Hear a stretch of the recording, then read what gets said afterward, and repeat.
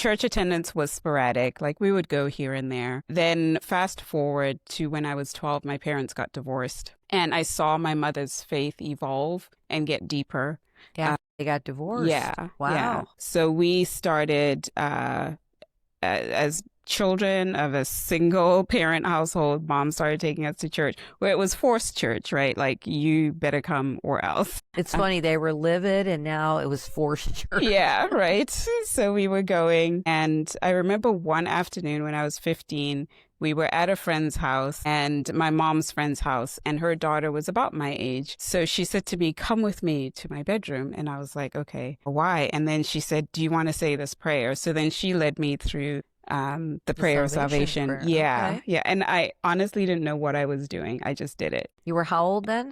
15. 15. Okay. About 15. So I just did it. I'm like, okay, well, this is what you do. But I learned to read the Bible. Like we read the Bible as a family. We prayed as a family. But I was following what my mother was doing, right? Like I didn't completely understand what I was doing, but I was just following what she was doing. And then fast forward, I came to the United States alone as a college student, but I brought my Bible. I got a brand new Bible. It was a gift. And I said, well, I will definitely read my Bible. So I read my Bible in college. I didn't go to church. And then I slowly stopped reading my Bible. I eventually met the man who would become my husband. We got married and he was a sometimey believer as well. So sometimes we would go to church, sometimes we wouldn't. But fast forward into 6 years into our marriage, the marriage started falling apart. And I remember just sitting in my bedroom one day and I wondered where God was. And not that I felt like he abandoned me, but I felt like I had abandoned him. And so I just started recalling, because even in that time where it was forced church, I saw miracles, right? I saw how my mom believed. I saw how God showed up for my mother.